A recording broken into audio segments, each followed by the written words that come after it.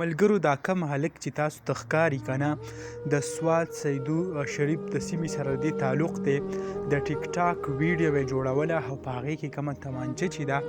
هغه یې راواخیسته او هغه تمانچه کې ګولۍ وه او دوی ویډیو جوړوله نو د دې خیال نه و او د دې نه چې کوم دی هغه خپل ځان ولګېدو او دا وخت چې کوم دی هغه وفات شوی دی.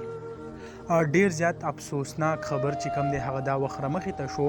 لکه که مونږ وګورو که نه نن سبا چې کوم دی د ټیک ټاک کم حالات چې جوړ کړي کم فساد چې دی هغې کې چې کم ماشومان انوال شوي دي کم زنانه چې په هغې کې راوتي دي او کمې د پښتونخوا کمې جینکۍ چې دي هغه پکې څه حرکتونه کوي نو سړی هغې باندې اریان شي. خو نن چې دا واقعه ما ولیده نو زه به تاسو ته ویم چې لکه د دې نوجوان چې کوم دی هغه صرف او صرف 26 سال عمر و خو د دې نه مخکې که تاسو خیال وکئ داسې وقتاً په وقتاً داسې کیسونه مخې ته راځي چې په هغې کې هم نوجوانان ویډیو جوړوي زیاتتر چې کوم دی ماشومان وي او هغه سوچ ونه کړي یا د هغو څه بله بدبختي راشي او په هغه کې چې کوم دی ګولۍ وچلېږي او د هغې په نتیجه کې هغه وفات شي. نو دغسې یو افسوسناک واقع چې کوم دی هغه نن په سوات کې هم رامخې ته شوي ده او دا وخت هغې کوم تصویران ویډیو چې دي هغه تاسو کتی شئ په سکرین باندې.